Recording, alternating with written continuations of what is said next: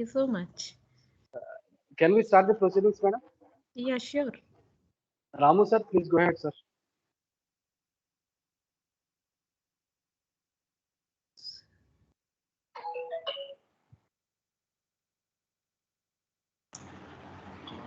Very warm welcome to all the participants of this Atal FTP program. Today we have a distinguished researcher and domain expert in the field of research, soft computing, and other popular areas. She is none other than Dr. Milli Pant, ma'am. Hearty welcome you, madam, to this Atal FDP program. We are so fortunate to have you in this particular FDP program as a expert talk uh, for this particular session today. Let me take the privilege to introduce Dr. Milli Pant. Ma'am, currently working as Associate Professor in the Department of Applied Science and Engineering at IIT Roorkee. Her research areas are numerical optimization, operational research, soft computing, and swarm intelligent techniques, with various applications to engineering design problems, image processing, and supply chain management. Dr. Milli Pant is associated with IIT Roorkee from 2007 to till date at different cadres like lecturer, assistant professor, associate professor. She used to taught several courses in the field of mathematics and computer science and engineering also. She is also taking care of several administrative responsibilities at IIT Roorkee as coordinator for student development programs, faculty coordinator for other technical programs. And we are so fortunate to have a resource person like Dr. Milli Pant with a rich set of research profile. Publications are more than 95 in various peer-reviewed international journals, national and international journals, and Madam also published 2 book chapters. She guided several PhD scholars for their PhD program. 4 scholars awarded their PhD program, and 1 scholar submitted their PhD, and 4 are currently pursuing PhD program under Madam's guidance. And she also guiding several BTech and MTech projects at IIT Roorkee. Madam handled several sponsored projects through DST and MHRD. Madam acted as principal investigator for a funding agency project for nearly 14 lakhs for 3 years, and she also acted as OPA for another MHRD project for 20 lakhs project for 2 years. She also conducted several courses which are sponsored by DST, QIP, and MHRD, and she is active coordinator for MIR Labs USA department, and she also chaired several conferences like she was a program committee chair for soft computing for problem solving for international conference, and she delivered her expert talks in India in various premier institutions like Graphicera University, Dehradun, Meerut Institute of Engineering and Technology, Meerut, and our IIIT Gwalior and Manit Bhopal and National Institute of Hydrology, Roorkee, and NIT Assam. She also delivered her expert talks in abroad in various countries like Singapore, UK, Australia, and Poland. And she is a guest reviewer for IEEE transactions on evolutionary computation, applied soft computing, applied mathematics and computation, neural networks, and information science. She is also rendering her services as associate editor for International Journal of Swarm Intelligence, also a guest editor for International Journal of Memetic Computing, Springer, and she is also rendering her services for documenting several international conference proceedings also. And Madam is actively taking care of several industrial collaboration at IIT Roorkee. She is taking care of association with MAR Labs USA and Liverpool Hope University UK and University of Paris. And she authored two book chapters with the title of Applications of Nature Inspired Algorithms for Electrical Engineering Optimization Programs. And she also published another book chapter with the title Performance Tuning of Particle Swarm Optimization and Investigation and Empirical Analysis.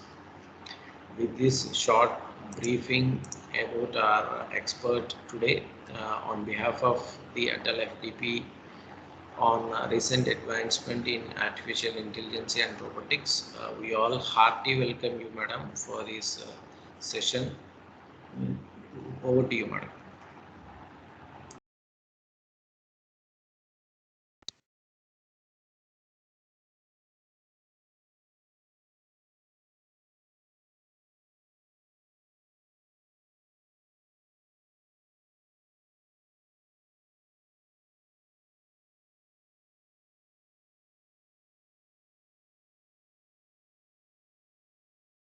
Ma'am, please share your screen, ma'am.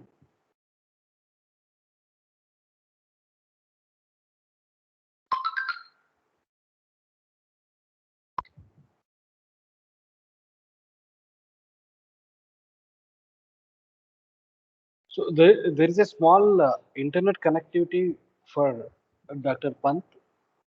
Most probably she will be back within 1 minute. That's what I have received the message. Please stay back and she will join within due course of time.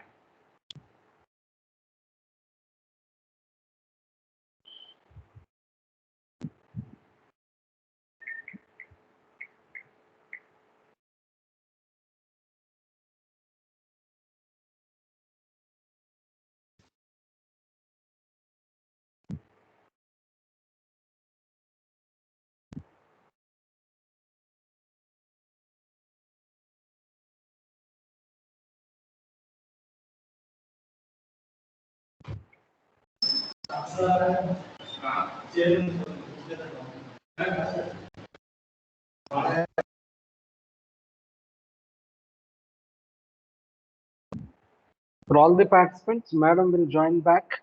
She had a small technical issue at her end, so most probably within 1 or 2 minutes she will be back. Please stay online.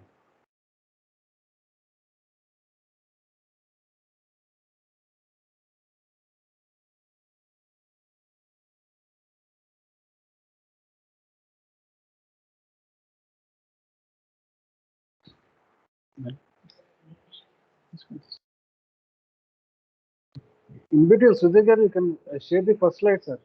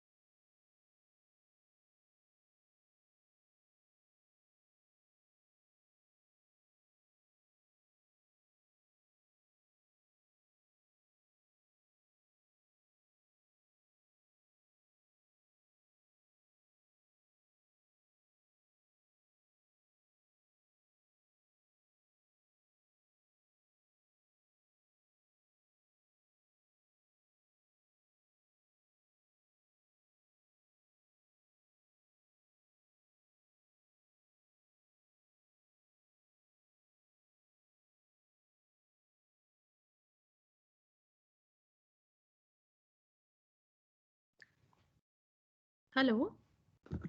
Yeah. Hello, madam. Good Please morning. go ahead, Sorry, madam. there Good was some morning. problem at my end. So, but now it is now restored. So Thank you, I'll madam. Please. start sharing the presentation. Okay, madam. Actually, this is the first time I'm using this for presentation. Will you be giving me the rights or something for presentation? I have You not are, used it earlier. Yes, madam, we you have given all the rights to you. Please share your presentation. Okay. So is it visible? The slides are visible? yes, madam. It is visible now. Swarm It is intelligence. Swarm intelligence. Okay, fine. Please go ahead, madam.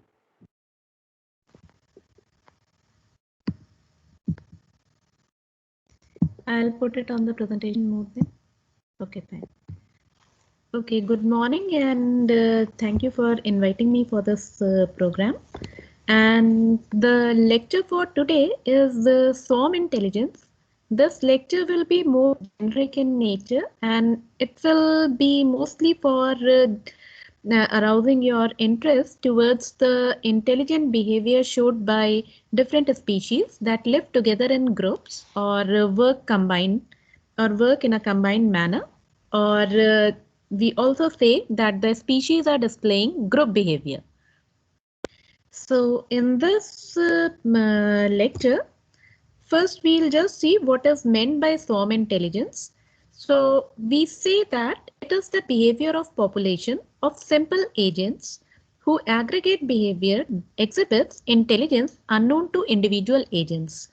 So this line means that in swarm intelligence, we try to understand the behavior of the species that work together in a group, that work together collectively, and the picture that is being shown here is of the ants that are trying to build their nest. So what happens is that when the ants work collectively, they are able to produce some wonderful results.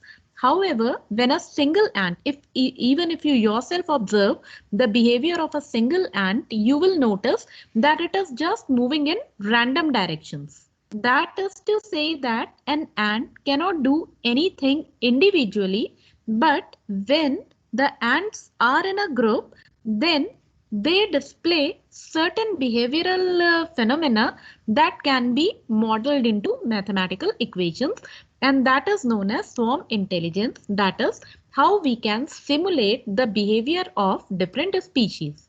This picture is just giving you an example of the ants, but there are several species that show group behavior. Some of them are listed on the right hand side. These are birds, bees, ants, termites, locusts, and fish. There are several other species as well, but here I have mentioned only a few. All these species, they live together, they try to build their homes together, which are known as nests sometimes, particularly bees, ants, and termites. These three species, they live together, they make their homes together, they build their colonies together, and they also search for food together.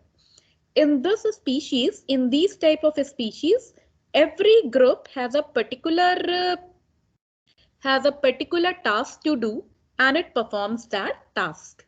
Whereas birds, they move together in search of food. When one bird sees a particular location in which there is some food, then all the birds follow it and all the birds come together in search of food. This is known as the foraging behavior of birds. Then locusts. Locusts, they are mostly predators and they move together. You must have heard that how a group of locusts, or how a swarm of locusts can destroy the entire field of crops or entire agriculture, how a group of locusts can destroy. This is the collective behavior of locusts in the form of predation. That is how they can destroy, but even then they move together. They follow a particular path. They know where they have to go, and they all move together. Similarly, fish. The school of fish, as we call it, all the fish, they move together in water in search of food. The movement of fish or the movement of bird or the movement of bees, ants, etc., etc. What is it? It forms a collective pattern. And swarm intelligence means studying that pattern and to derive certain phenomena out of it. So another thing about collective behavior is that there is no particular leader. Although in case of bees, we say that there is a queen bee and the remaining other slaves and etc., etc., and so on. But what happens is that the worker bees or the slaves, as we call them, they work together.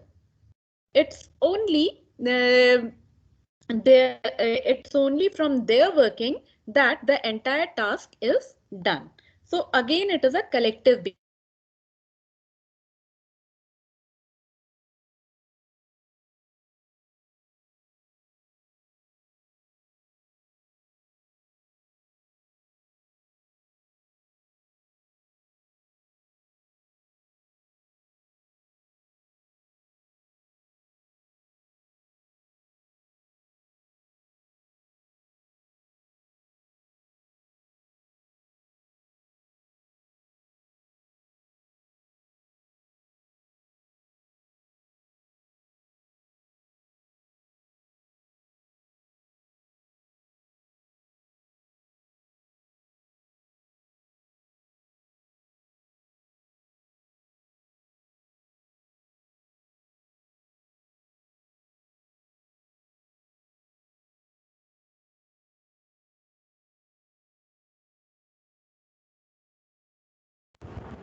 Hello.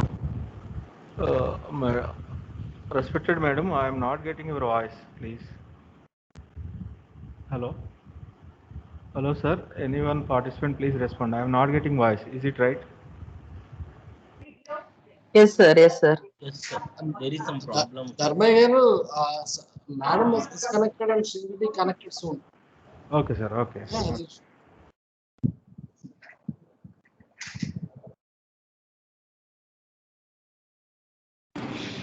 Now, sir.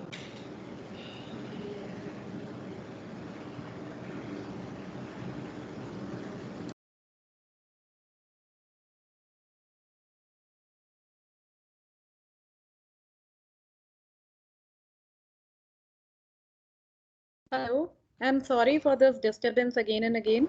Madam, please go ahead, madam. We are there. Yeah, yes, I know, but there is some problem at our end, I think. Yes, They no might problem. think due to which it is getting disconnected again and again. I'll just share it again. My presentation is not visible now, no? Yes, yes, it's not visible now. Yeah, yeah.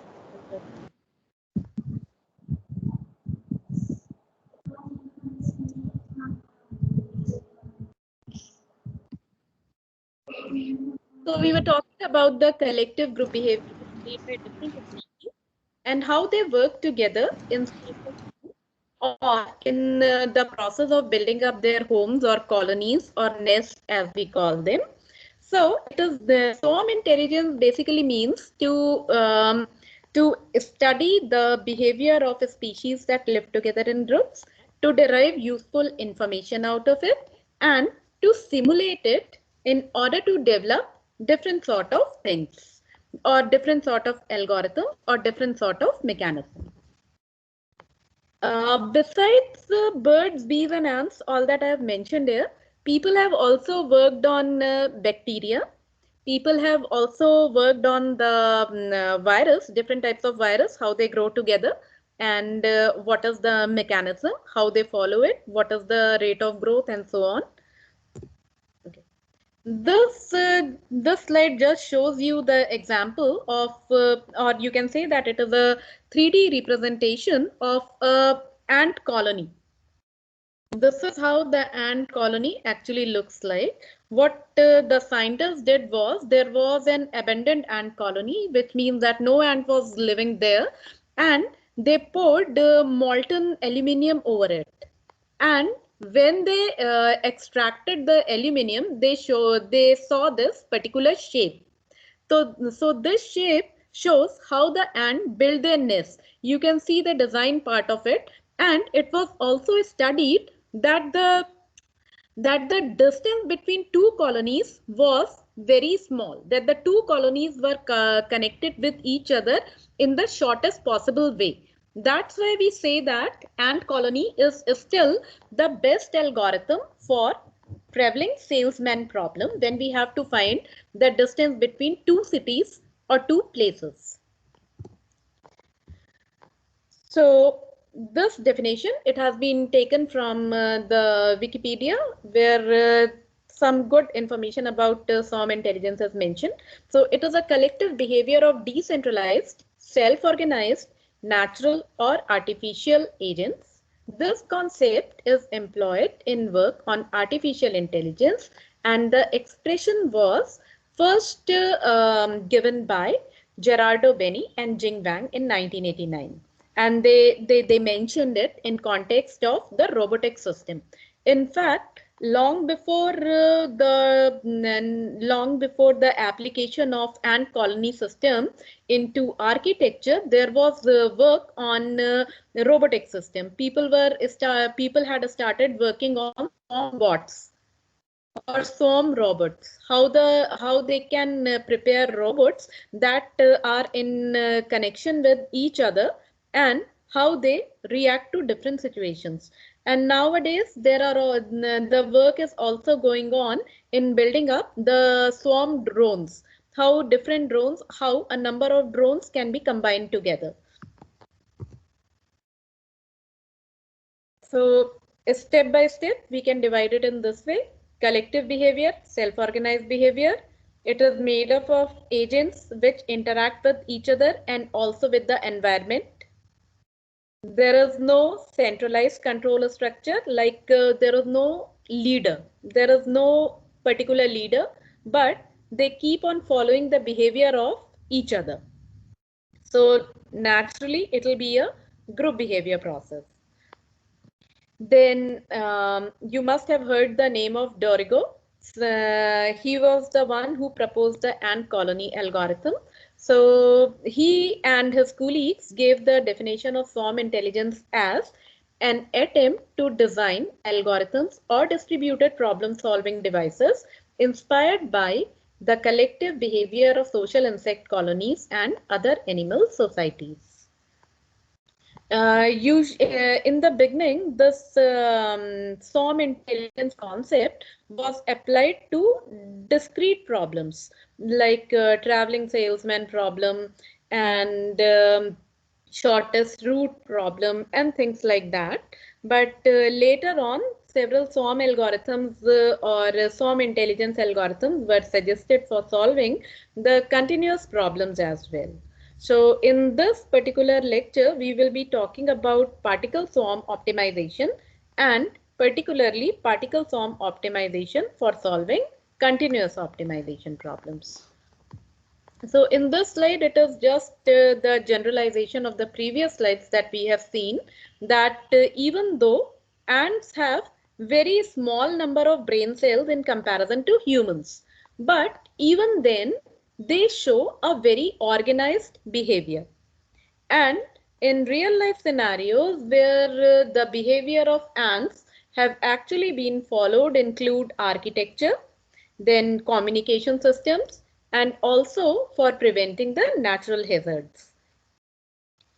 And it was in 1950s that Dr. Wilson observed that the behavior of a single ant is not worth studying.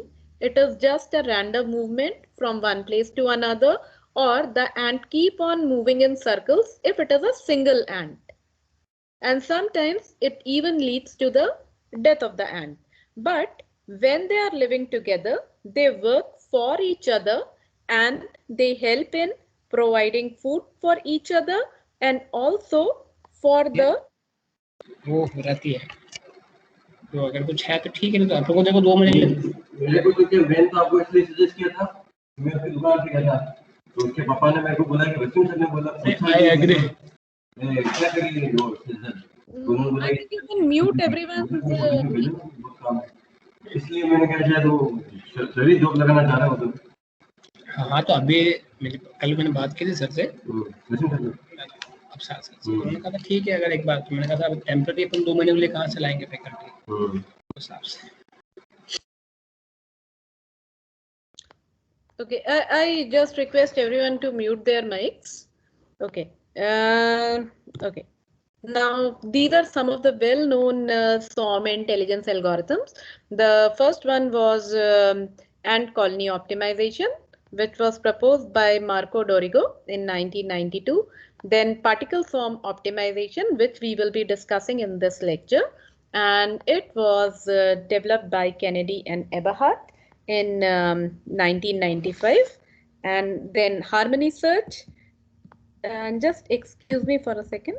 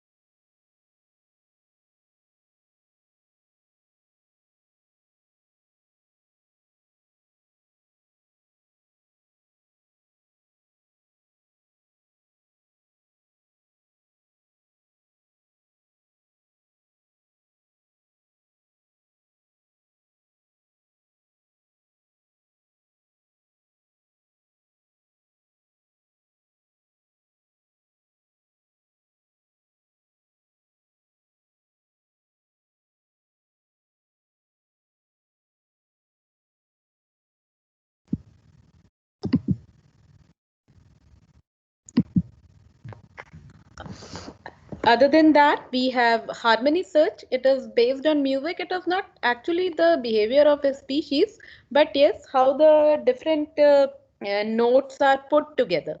So in that way, it can be considered a swarm intelligence algorithm. Other than that, we have artificial bee colony algorithm that was proposed by Karaboga in 2005, and bees algorithm, which was proposed by Pham in 2005. And also there is a glow swarm optimization and a cat swarm optimization. Other than that, we have several other swarm intelligence algorithms that are available, and each algorithm is each algorithm has been applied for solving different types of problems, but like ant colony optimization, that is particularly suited for traveling salesman problem or discrete optimization problem, and likewise bees algorithm and also to some extent artificial bee colony algorithm, both are suited for discrete optimization problems as well. Whereas particle swarm optimization, harmony search, glow swarm and cat swarm, they were particularly designed for solving the continuous optimization problems. So we'll come to particle swarm optimization. We will talk about particle swarm optimization, which is the which we will be discussing in this lecture. And it was suggested by Kennedy and Eberhard in 1995. And you can see that Kennedy is a social psychologist and Eberhard was an electrical engineer.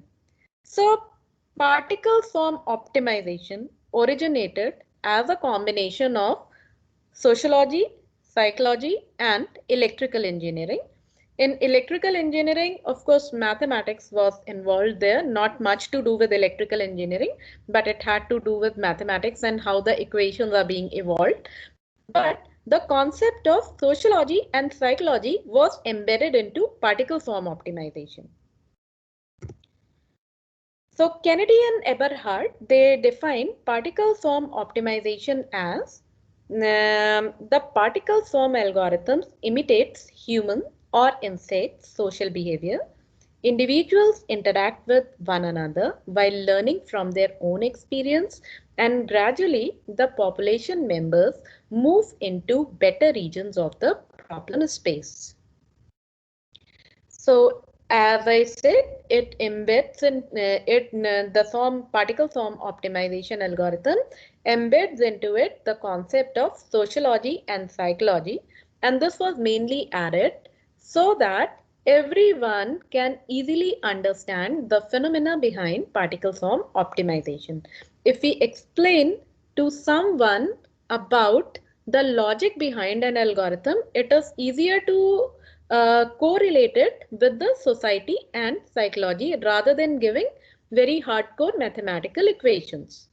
So they included in it the concept of sociology as well as psychology to show what sort of interaction or how the individuals interact with one another.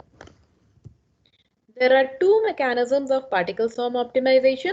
First is the social and the cooperative behavior displayed by various natural species. This is the main mechanism, whereas it has two components into it. One is social component and one is the cooperative component.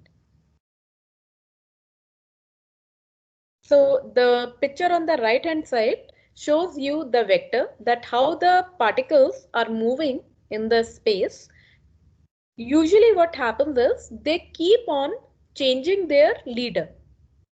They keep on changing their leader, and in this process they keep on changing their direction as well. This is called the intelligent behavior, which shows the collective and synchronized movement of the swarm without any particular leader. Or you can also say that every individual or every particle in the swarm is a leader in itself. The moment it comes across a good location, and by good location here I mean the good foraging point. The moment it comes across a good foraging point, all the particles or all the species of that particular group will change their direction. Secondly, there is a mutual interaction among individuals following particular rules. So as you can see in the picture also, the first picture is that of birds and the second picture is that of fish. All the particles, they stay close to each other. They do not go away very far from each other. But still they do not collide. Excuse me. You must have never seen that two birds are colliding with each other and falling down. This never happens. They know that they have to keep a particular distance between the two, and that distance always remains the same. If you observe the flight of birds when they are moving together in group, you will observe that there is not much distance between the two birds. They are moving close to each other, maintaining the distance without colliding with one another. This means that this particular distance remains the same. So this means that they are avoiding collision with their neighbors. Also, they match the velocity of their neighbors.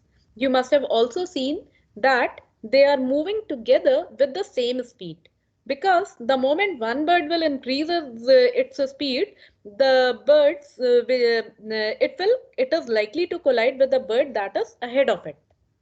The same behavior is shown in fish also, or even the locusts. I was telling you about locusts. They move very fast. They move so fast that they are able to destroy the entire crop. They are able to destroy the entire yield. But what happens is they are destroying the yield. Nothing happens to the locusts despite their fast speed, despite their tremendous speed. They maintain a distance between, there is a distance between the two locusts. So this is the behavior that scientists try to simulate, that we are not going to change the velocity, we are not going to change the distance between the two individuals. And this means that distance will not be changed randomly. Of course, there is some change in velocity at some particular time, but that is not done randomly. All the particles or all the individuals, they move in such a manner that if even a single bird, which is a leader at a particular time, increases its speed slightly, then all the birds will follow the same procedure. Okay, now the concepts of PSO. There are 5 principles on which the entire working of PSO is based. They are not in any particular order. All are listed here. That is proximity. Proximity means the nearness to the neighbors. Then adaptability, how they are adapting to a given scenario, how they are adapting to a given problem. Then stability, then diverse channels, and finally the quality. These are the 5 principles on which the PSO or the working of PSO is based. How it is managing the behavior of individuals. These individuals can be anything, but initially particle swarm optimization was based on the behavior of birds and fish. These 2 species were kept in mind while designing the particle swarm optimization algorithm. Proximity means that the population should be able to carry out simple space and time computations. The population should be able to respond to quality factors in the environment. The population should not commit its activities along excessively narrow channels. This is in case of problems in which there are several local and global optimas. Then stability, the problem should not change its mode of behavior every time the environment changes. That is when the movement is from one place to another, and this again is significant in case of multimodal problems where there are several local and global optimal solutions. Then adaptability, the population must be able to change the behavior mode according to the computational price. Computational price is for the objective function and how much time a particular problem is taking.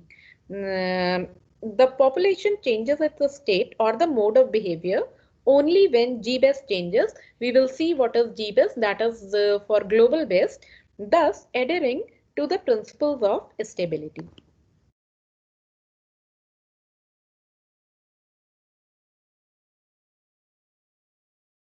Particle swarm optimization follows the stochastic movement of the swarm. Stochastic movement means that it is a probabilistic movement, stochastic or probabilistic movement. It uses a number of agents.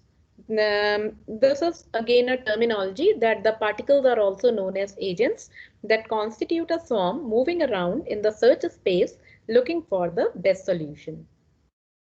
So as I told you that PSO is mainly based on the foraging behavior of a species, and that too particularly birds and fish. How the birds find their food. Each particle is treated as a point in an n-dimensional space which adjusts its flying according to its own flying experience and as per the flying experience of other particles. This is the group behavior because now we are talking about a problem. So every point in the search space will represent a particle, and your search space can be of any dimension, and by any dimension it means the number of decision variables in the problem. If your problem is having 2 decision variables, then it will be a 2-dimensional problem. So it adjusts its flying according to its own experience, and flying here indicates the movement from one coordinate to another coordinate. That is movement from one place to another. Each particle keeps a track of its own coordinates in the solution space which are associated with the best solution, and by best solution here we mean the value of the objective function that has been achieved so far by the particles. This value is called the personal best of the particle, and it is generally denoted as P best. Another best value that is tracked by PSO is the best value obtained so far by any particle in the neighborhood, and that is called the G-best location. And the basic concept of PSO lies in accelerating each particle towards its P-best and G-best locations with a random weighted acceleration at each time step.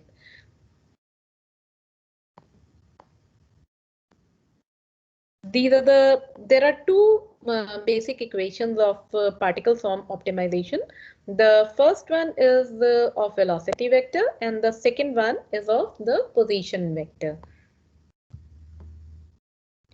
So this is the equation of velocity vector, and position vector is basically the equation for moving the particle from one place to another. What we do is we add velocity to the current position of the particle.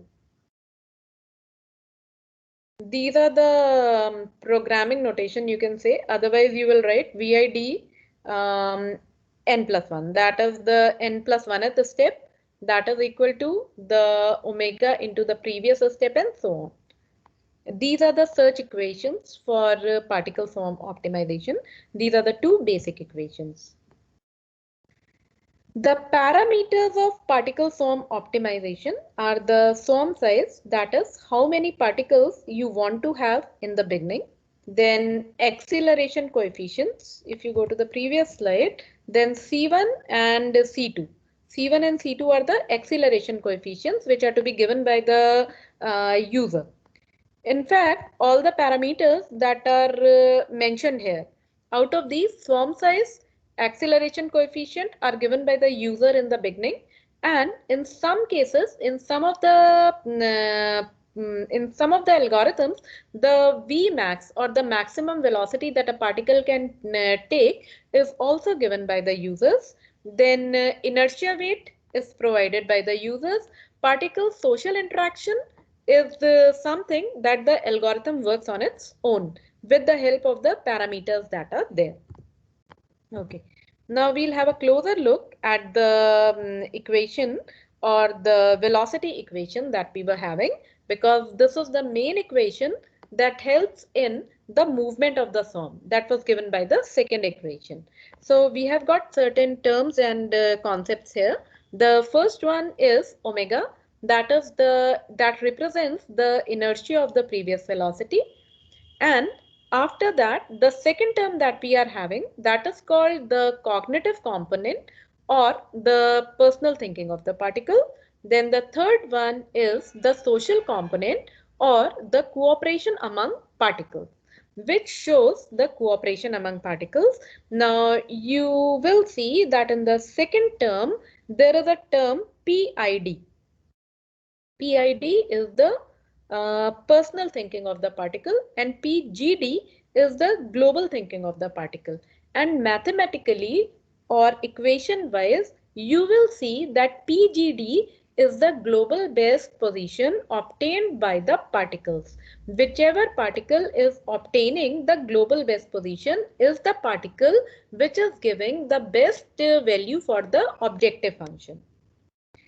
But in the course of movement from one place to another, every particle will be giving some best position for the objective function, and that is known as the personal best position of the particle.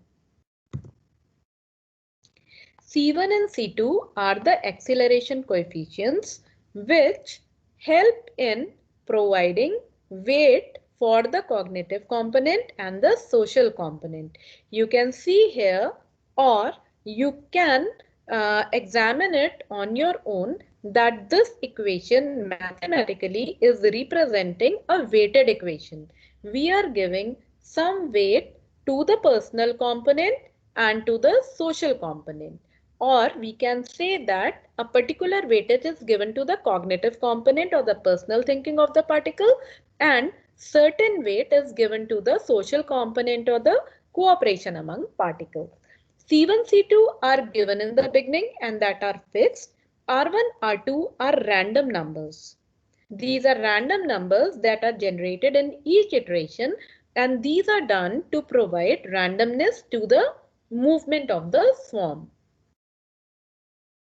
so that we keep on getting different weights in different positions of the particles. R1, R2 are uniformly generated random numbers in the range 0 and 1. Now, computational steps. It follows certain basic computational steps. In fact, some of the steps are common for all the evolutionary or the swarm intelligence algorithms. That is, we have to initialize the swarm in the beginning. That is, we have to generate some initial values for the swarm by assigning a random position in the problem hyperspace to each problem. Hyperspace means that we are having a space in n dimension. Then we evaluate the fitness function of every particle. These two steps are common for every evolutionary algorithm or every population based algorithm in which we are having more than one point in the beginning. So for each individual particle, we calculate the personal best position and the global best position. The third and the fourth step are typical of particle swarm optimization. Then the fifth and the sixth equations, they just tell you the updation concept, the equations that we were having. The equations that we were having for velocity and position, we will use them and update the behavior of the swarm. And we keep on repeating these steps unless we meet a stopping criteria or unless the optimum value is reached. So here we will see the working of PSO in a step-by-step manner.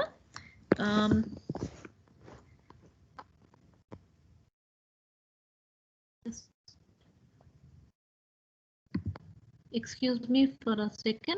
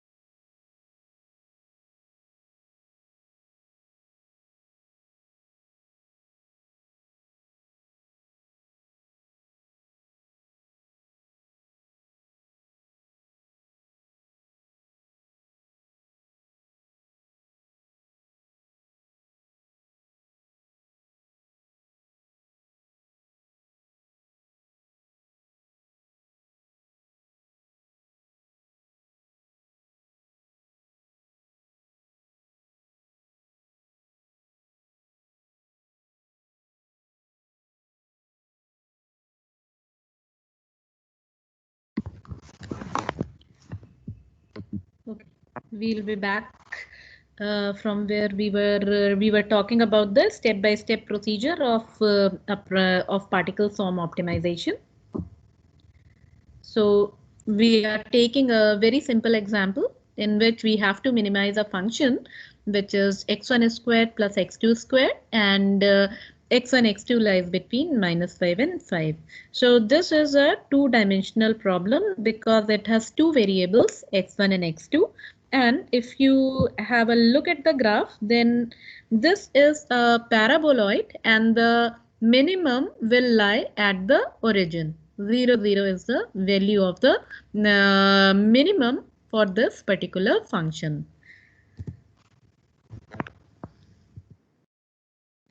So first of all, we have to generate the initial population, and the most common method of generating random numbers between a given range is given by this equation.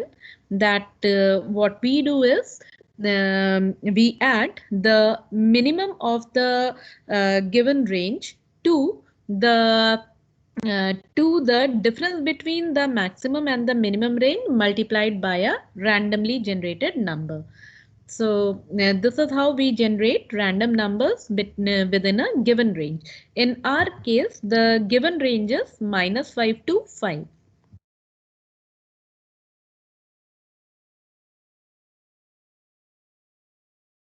So suppose we say that we are generating a swarm of size 5. It means that we will be generating 5 points of 2 dimension each. And each point is denoting a particular location in the search space. What was our search space? Our search space is a box-like thing which is between -5 and 5. It will be a rectangular box.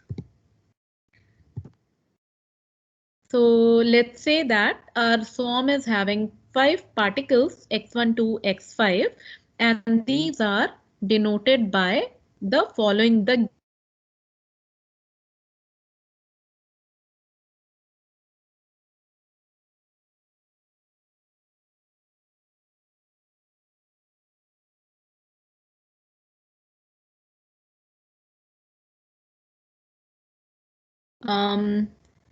hello, is my presentation visible? Yes, ma'am, it's visible. Yes, ma'am. Okay, I thought there was some connectivity issues again. Okay. No, ma'am, it's fine, ma'am. Okay. So the next step is the evaluation of fitness function value. So fitness function is the objective that was given to us, which was the x1 squared plus x2 squared, and we have to find the minimum value for it. So we will evaluate the fitness function at each point, which is representing the particles in a space. So the objective function value for the first particle is 30. For the second, it is 29. For the third, it is 19. For fourth, it is 4. And for fifth, it is 12. So since the problem is of minimization, we know that the particle number 4 or x4 got the best fitness value.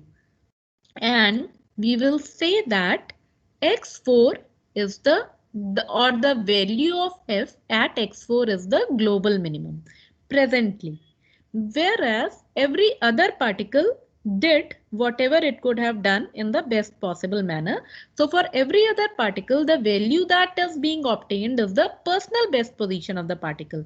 For x4, the global and the local best are the same. Whereas for particle number x1, x2, x3 and x5, the global best is 4.4, whereas the local best is their own value that they have obtained. Initially, we will have to provide some velocity for the particles. So that again we will generate uniformly between 0 and 1. So every particle initially will have some velocity of its own. So we can generate it randomly, and these are the values that we have obtained. So as I told you that the minimum value that is obtained by a particle is called the global best or G best, and that was for particle number x4. This was the first iteration or the basic iteration, and we also call it the step after initialization. Initialization was the process where you generated the random numbers between the lower limit and the upper limit. And in the first step, you calculated the global best and the local best positions of the particle. Now we have to move to the next step. In particle swarm optimization, or for any algorithm in which we are dealing with a population of points, and if it is an n-dimensional space, if it is an n-dimensional problem, then we have to perform all the arithmetic calculations component by component. So for all the particles, we have to calculate the position update and the velocity update for the first component and for the second component. So the calculations that you are seeing in this particular slide are for the first component of the first particle only. We are using the velocity equation that was given to us. Then we updated the position of the first component of the first particle.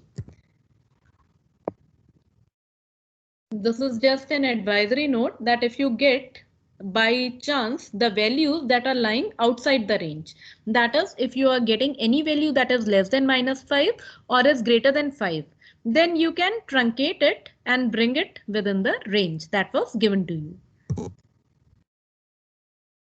We have to perform the calculations for the second component of the first particle. So the first two slides I mean, these two slides that you saw gives you the velocity and the position update of the two components of the first particle. We have to use this procedure for all the particles. We will keep on doing it. What happens with the second particle? You can see in the end x2 that is mentioned. This is the changed location of the second particle after the velocity and the position update. For the third particle, for the fourth particle, and for the fifth particle. Now we can see that the objective function value obtained for the first particle is the minimum. So what will happen? All the particles will change or will start moving towards the first particle. They will start following the movement of the first particle. So the G best is now changed to 2 point something. Actually, G best is changed to the coordinates of the first particle. The function value from 4 point something is now reduced to 2 point something. So we can say that there is an improvement of 50% in the function value. And this was only the second step. Of course, the problem is very simple in our case. We are considering a unimodal convex function in which the optimum is lying at the origin, but such problems are generally taken to see the working of an algorithm. These problems are very important, and if these are scalable also, that is, you can test them for very high dimension just to see the performance of the algorithm that you are having. Okay, so now what happened was our SOM is now moving towards the X1 particle because it is giving you the best particle. You can say that from X4, the leadership, although there is no leader, but the particles will now start following X1. That is, there is no one particular leader. Initially, X4 was the leader. After the end of first iteration, X1 is the leader. X3 is the maximum. X3 has given the worst performance. So just the comparative study that initially we were having all the positive coordinates in the updated SOM. Since our range is between -5 to 5, we can also see that there is a negative component also. So the corresponding fitness value, you see fx4 was 4.4, now fx1 is 2.0. So we have updated the global best position of the particle with the new one. However, if we were not able to get the good position, I mean, if there was no improvement in the global best position, then we would have continued with X4. But this rarely happens, particularly in the initial steps of the problem. When you have just started, it is very likely that in the second iteration itself, you will get a better value.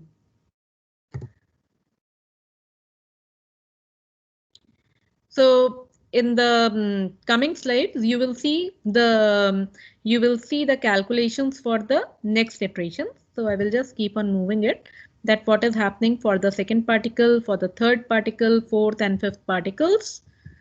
And this will we will keep on repeating till we meet some stopping criteria or the termination criteria.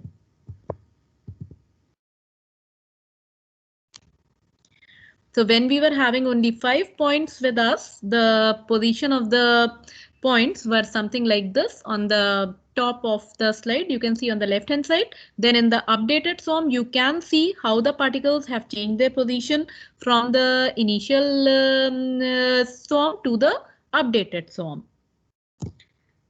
So the same thing is being shown to you for n number of points. There are 300 points, I think. We generated 300 points for this, and how the search space is being contracted after a few iterations. All the particles, they have started moving towards the optimum, which was at 0, 0, and it will be at the origin. So although it is not marked here, but origin will lie in the center. And you can see the particles have. You can is where the food is lying, and all the particles are the birds that are coming towards it. So what will happen at the end of certain number of iterations, you will see that all the points, all the particles have converged to a particular location. There are certain issues in particle swarm optimization also, or we can say that these are the certain shortcomings in PSO, but these shortcomings are not just of PSO. These shortcomings are for any of the meta heuristic or any of the population based search algorithm that you will come across or you will use. So dependence on control parameters means that I showed you in one of the previous slides that what are the control parameters of particle swarm optimization. These are the acceleration coefficients that you have to give in the beginning, then the swarm size that you have to define in the beginning of the problem, and how you are, what stopping criteria you are using, and so on. So dependence on control parameters, curse of dimensionality means that if you keep on increasing the dimension of the problem, even for a simple problem like that of paraboloid problem that we saw, you will observe that the performance deteriorates at some particular point. Then stagnation means that your algorithm, the termination criteria has not met, but you are getting the same result again and again. That is, there is no improvement in the solution of the problem. And these things, they generally happen because of the reasons that are mentioned in circle, like lack of diversity. There can be lack of diversity, that is, the spread of points or the spread of individuals is not proper in the search space. Secondly, imbalance between exploration and exploitation. These are two crucial factors for any of the meta heuristic or any of the population based search algorithm, that is exploration and exploitation. Exploration means how your points are able to search the entire space, how they are able to move in the search space properly. And second is exploitation. Exploitation means searching the neighborhood, how it is able to identify good locations in its own neighborhood. Then premature convergence means that the algorithm stops even if it has not located the global solution, and which means that your algorithm is stopping at some local position. And in premature conditions, sometimes the algorithm stops even if it has not reached the local optimal solution. There are various studies that have been done and are still going on in PSO. They are about the study on PSO parameters. They are about the performance of P-best and G-best and how we can manipulate it. Then this was done earlier, the constriction factor, and synchronous and asynchronous PSO. Then how you can have different social behavior, topology, interaction, etc., etc. among different particles, adaptive behavior, hybridization, heterogeneous ensemble. There are several studies, and PSO still is an active field of research where people are working on it and they are trying to optimize the performance of PSO. Then there are several algorithms that are based on other species that live together in group and how they can simulate their behavior. Certain studies on inertia weight have been done, and it was observed that if you take the value of omega greater than equal to 1, the velocities will increase a lot, the swarm will diverge, and you will not get a solution.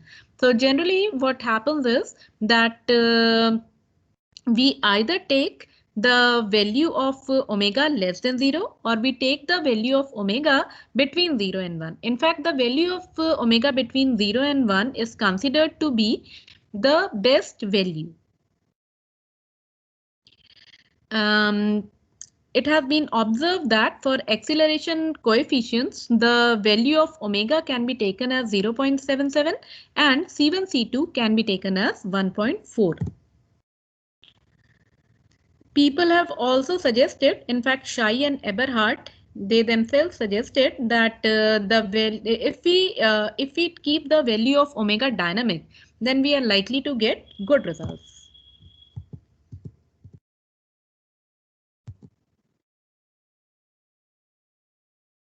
analysis has also been done on acceleration coefficients.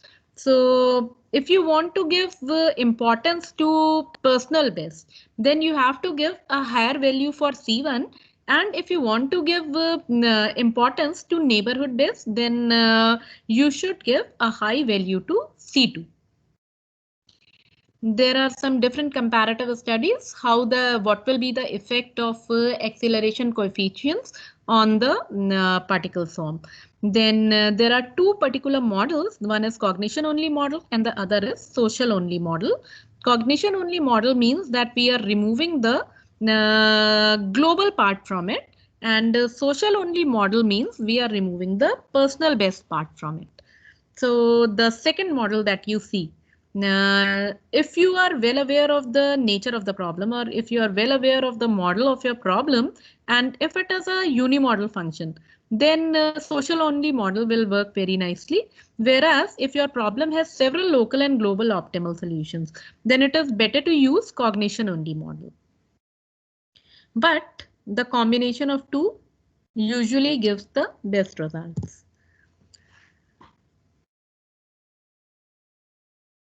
Another part is topologies in PSO. Topologies means how the particles are interacting with each other and how many particles we are trying to interact with. What should be the size of the neighborhood? That is, one particle is one particle is interacting only with its immediate neighbor, or it is also interacting with two more neighbors that are near to it. So these are the type of topologies that have been suggested. Star topology means that all particles are connected with each other, whereas ring topology means that each particle is connected only with its two neighbors. There are other topologies also, like there are van der Waals topology, there are string topology, and so on. There are several other topologies also, but these two topologies are mostly followed. Another terminology in swarm intelligence which follows a star topology is that all particles are neighbors of each other. Position of overall best particle in the swarm is used in the social term of the velocity update equation. It has a faster convergence. All particles are attracted simultaneously to the best part of the search space. But the problem is that it may get trapped into a local optima. Ring topology, it gives importance to L best or personal best position of the swarm. Only a specific number of particles can affect the velocity of a given particle, may have a slower convergence, but has more probability for obtaining global optimal.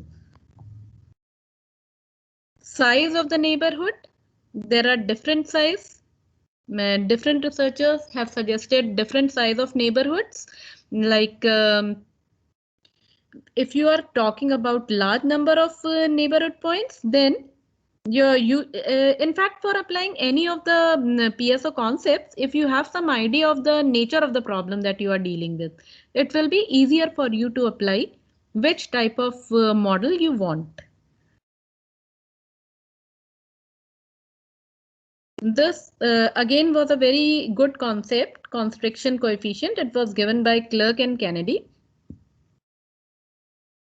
It is like inertia weight that was put in the velocity equation. You can see the value xi instead of omega. This was the change they made. Synchronous and asynchronous particle swarm. Synchronous swarm means that personal and neighborhood best updates separately from the velocity and the position vectors. It has a slower feedback about best regions, and it is better for G-best, that is the global best solution. Asynchronous means new best position is updated after each particle is updated, and it can update immediate feedback about the best regions, and it is better for obtaining the local solution. Synchronous is for global solutions, whereas asynchronous is for local solutions. In bare bones PSO that was suggested by Kennedy, what they did was they removed all the parameters and they made use of probability distribution. They made use of Gaussian distribution to update the positions of the particle. Then there is varying acceleration inertia weight and the time varying acceleration coefficients, simulated annealing, in which PSO is hybridized with the simulated annealing to develop a hybrid algorithm. Then some other developments are the dynamics of the swarm. That is, can we change the number of particles in the swarm in different steps or in different iterations? Then quantum PSO means incorporating the concept of quantum mechanics into particle swarm optimization. Then heterogeneous PSO and hyperheuristics. It means both the things they mean how we are combining the different concepts of other meta heuristics into particle swarm optimization.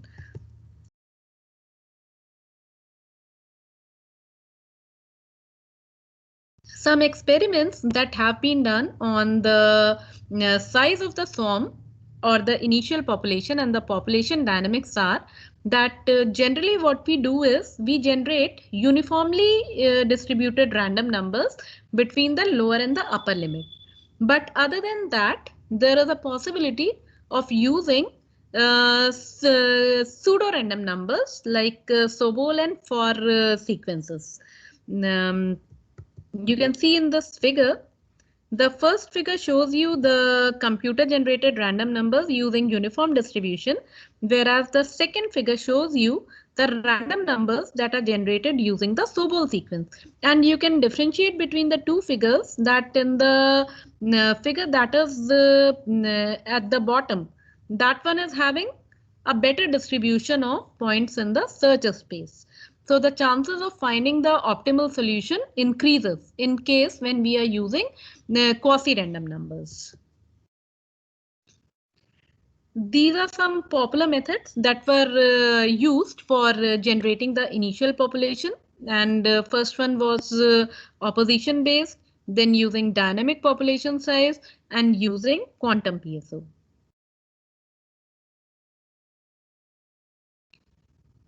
Another concept that is popular nowadays is heterogeneous particle swarm optimization, which is same as hyperheuristics, hybridization, ensemble methods, multi-methods. All these methods can be, they are used alternatively. That is, hyperheuristics is same as hybridization or ensemble methods, which means that we are combining different concepts together into one.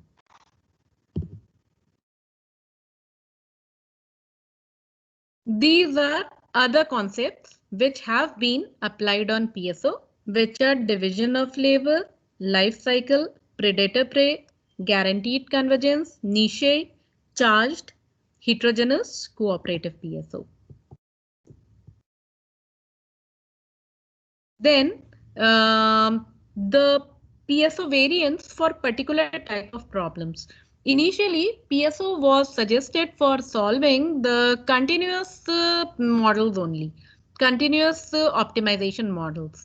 But with the passage of time, PSO has been modified for solving the discrete problems as well as PSO has been applied for solving the binary problems also.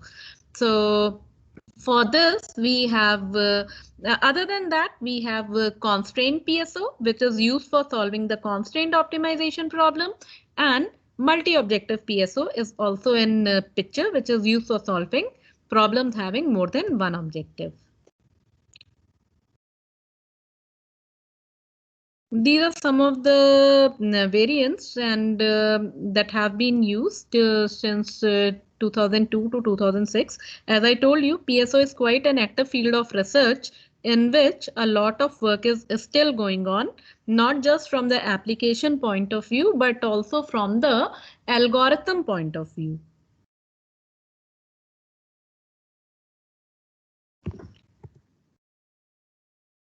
These are the variants from 2014 to 2016. where the focus was mainly on the how to improve the diversity of the swarm.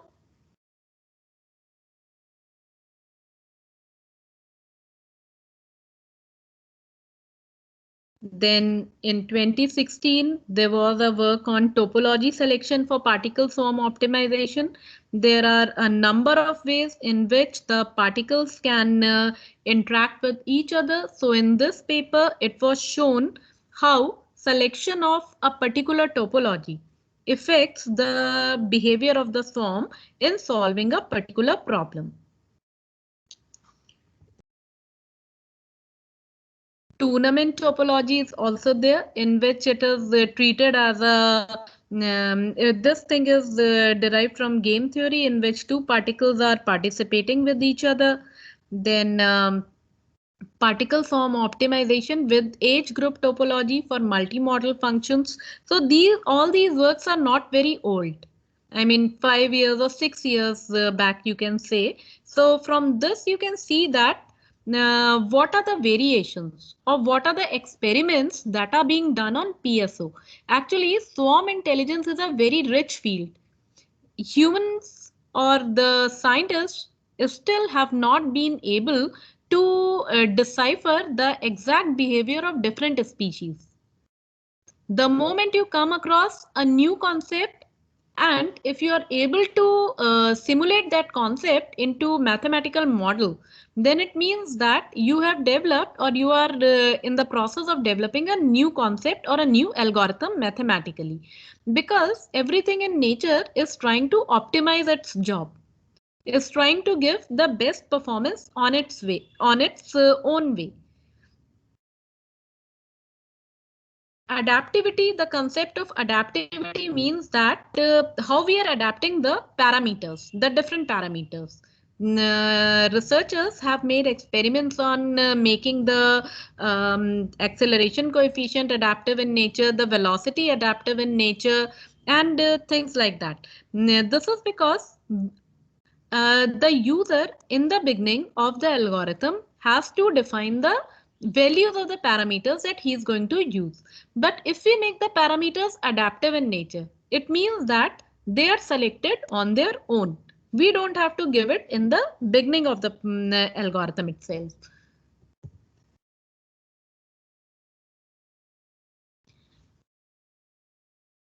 In all the slides, there is a mention of different types of experiments or the different modifications that have been done in particle swarm optimization. Then this particular concept of ensembling the particle swarm optimization was given in 2017. Ensemble means that instead of using a single particle swarm optimization algorithm, a collection of algorithms is used. Then the entire algorithm moves in such a manner that it keeps on selecting different algorithms from time to time. This is known as the ensemble scheme. So topics of research.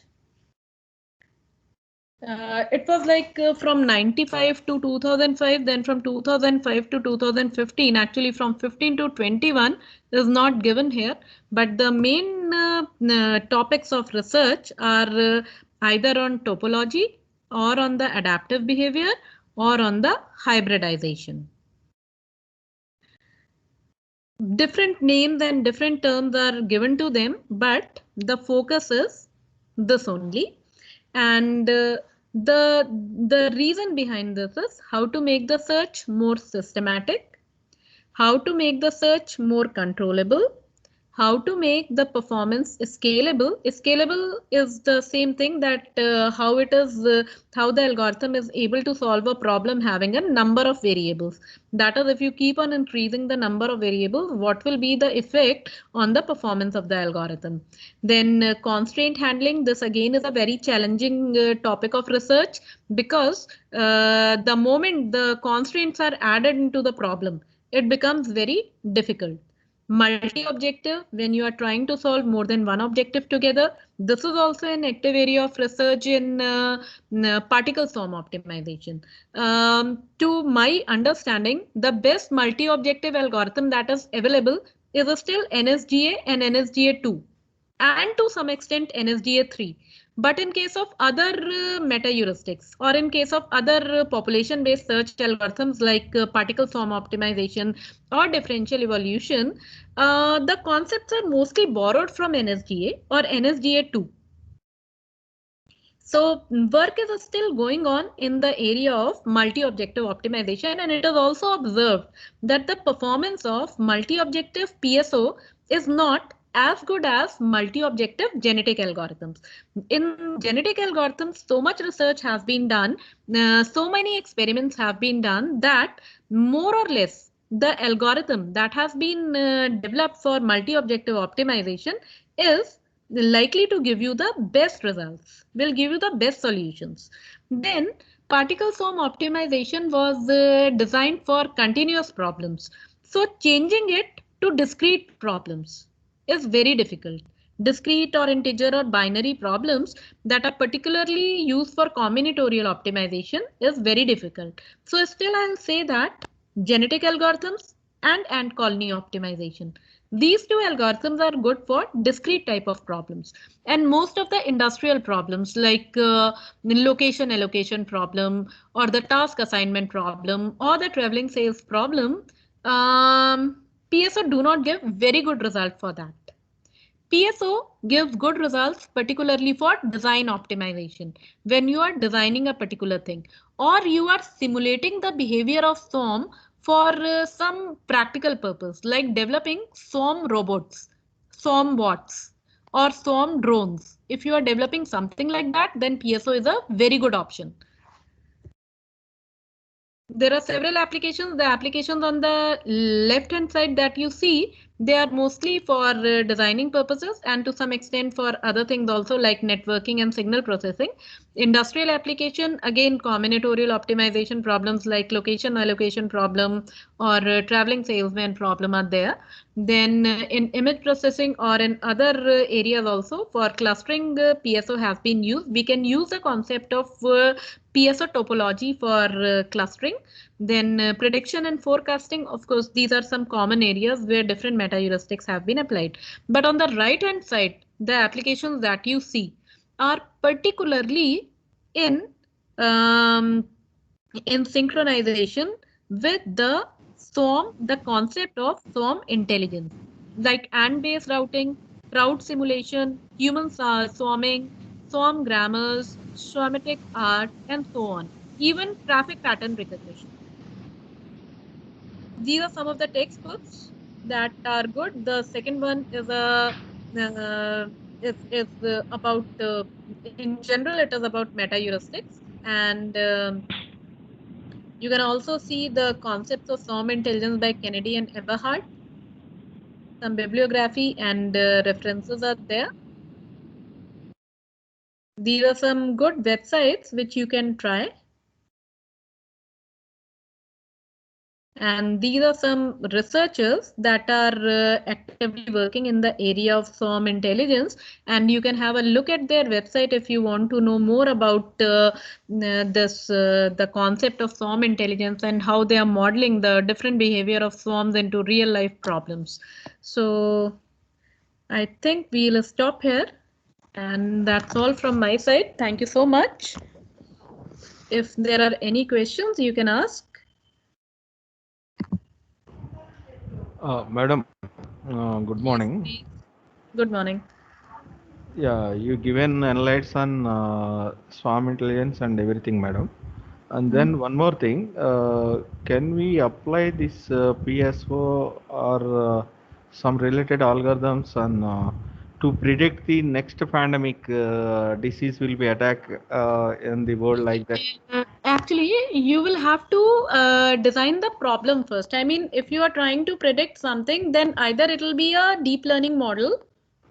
If time series, if you can make use of time series and deep learning models, and in deep learning models, we have to optimize the parameters. There you can apply PSO.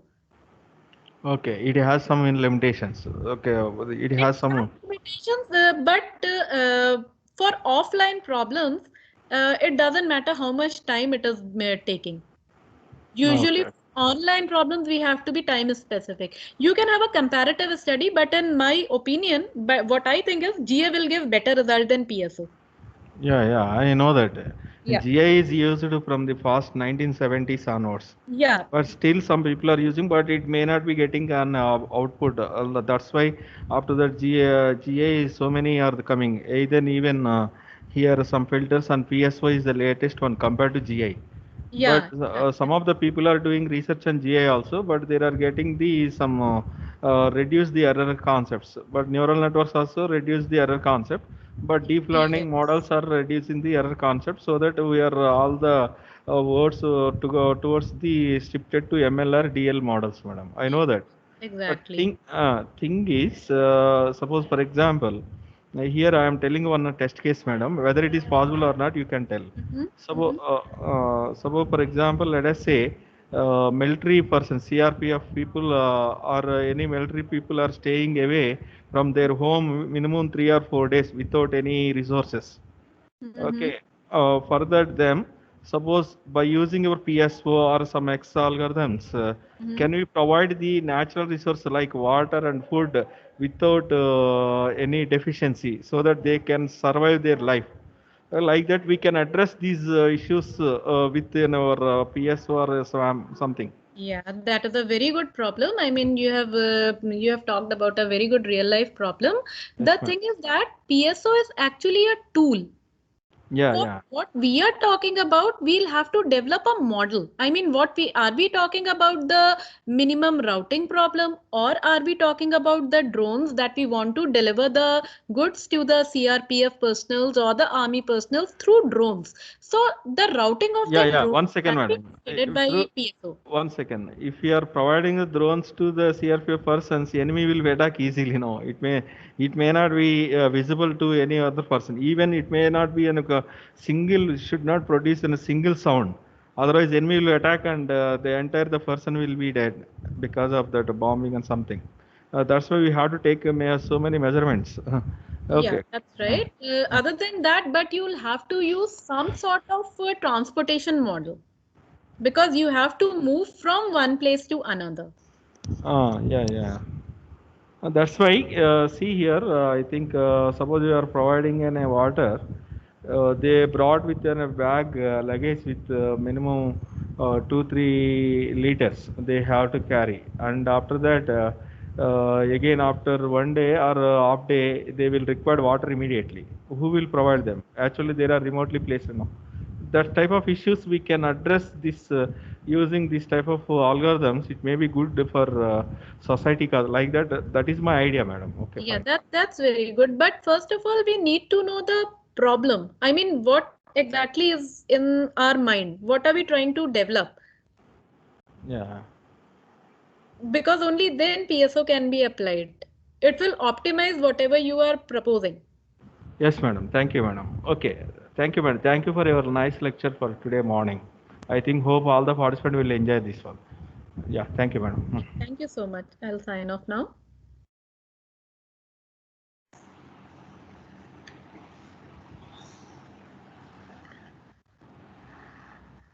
Madam, Yeah.